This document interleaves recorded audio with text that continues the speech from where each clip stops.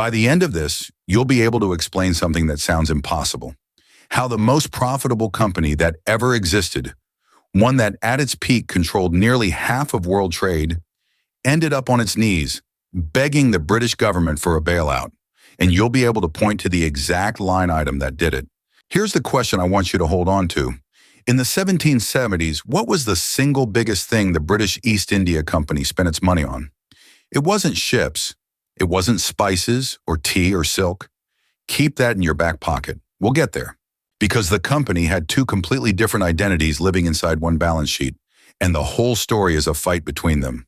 Identity number one, the merchant. When it was chartered in 1600, the East India Company was a joint stock trading firm, pure and simple. Investors put in money, ships sailed east, and if the cargo came back, everyone got paid. Pepper, cotton, indigo, saltpeter, and eventually tea. The model was beautiful. Buy low in Asia, sell high in London, take the spread. And it worked spectacularly. For most of the 1600s, the company was a lean trading operation with a handful of fortified warehouses. They called them factories, dotted along the Indian coast.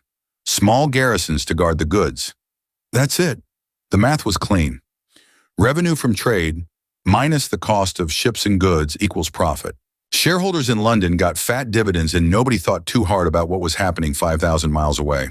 Now, identity number two, the government. This is where it turns strange. That charter from Queen Elizabeth didn't just grant a trade monopoly.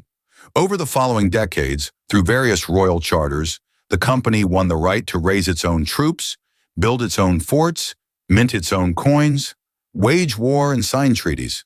A private company with the legal power to declare war. For a long time, those powers were defensive. You needed soldiers to guard a warehouse in a place with no British state to protect you. Fine. But then came 1757, the Battle of Plassey. Company forces under Robert Clive defeated the ruler of Bengal, and suddenly the East India Company wasn't renting warehouse space anymore. It was effectively governing one of the richest provinces on earth with the power to tax roughly 20 million people. And this is the moment the two identities collide, because a trading company makes money by selling things. A government makes money by taxing people, and it spends that money on soldiers, administrators, courts, and roads. The East India Company was now trying to be both at once. Let me make the contrast sharp. The merchant version had costs that scaled with trade. More ships, more goods, more profit. Every pound spent was aimed at bringing back cargo. The government version had costs that scaled with territory. And territory is a bottomless pit. Once you conquer Bengal, you have to defend Bengal. From rivals, from local rulers, from the French, from everyone. So how big did it get? By the early 1800s, the East India Company's private army numbered around 200,000 men. Read that again. A private company fielded a standing army roughly twice the size of Britain's own peacetime army. Most of them were Indian soldiers, sepoys, led by British officers. This was not a security detail. This was one of the largest military forces on the planet, and it belonged to a corporation answerable to shareholders in London. Remember that question?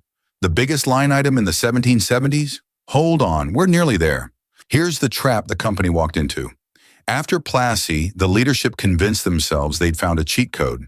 Why bother with the tedious merchant math of buying and selling when you could just tax a province and use the tax revenue to buy your trade goods? Territory would fund trade.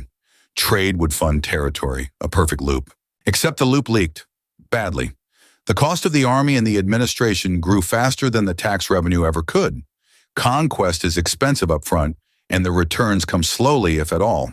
And when Bengal was hit by a catastrophic famine in 1770, one that killed an estimated several million people, the company kept demanding taxes anyway. It was a human horror, and it was also, coldly, a financial disaster, because you can't tax people who have died or fled. So now the answer. By the 1770s, the largest single category of the company's spending was not trade goods at all. It was military and territorial costs, defending and administering the land it had conquered. The trading firm had quietly become a military occupation that happened to run a side business in tea. And the balance sheet told the truth even when the directors wouldn't. In 1772, despite governing the wealthiest region in India, the East India Company was so short of cash it couldn't pay its bills or its dividend. This titan of global commerce went to the Bank of England and then to Parliament, hat in hand, and asked for a loan to avoid collapse. Sit with how absurd that is. Parliament said yes, but with strings. The 1773 Regulating Act and later the India Act of 1784 put the company under increasing government oversight. That bailout was the beginning of the end of its independence. Every crisis after that pulled it deeper under state control.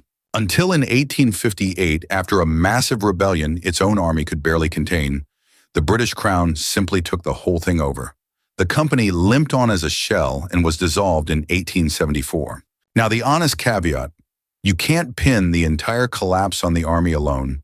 There was rampant corruption, officials getting personally rich while the firm went broke.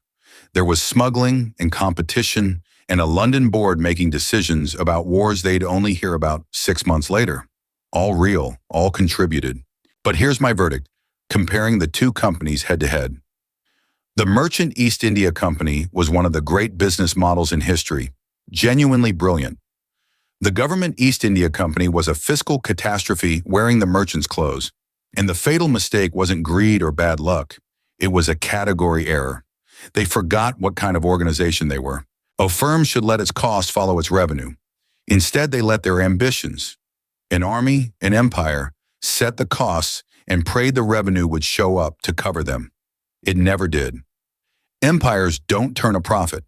They just look like they might, right up until the bailout. So if you take one thing from this, watch out for the version of your own company that starts spending like a government while still pretending it's a merchant. That's the fault line. The East India Company had 200,000 soldiers and still couldn't pay a dividend. When your fixed costs stop tracking your revenue and start tracking your ego, the collapse is already written. It's just waiting for the year.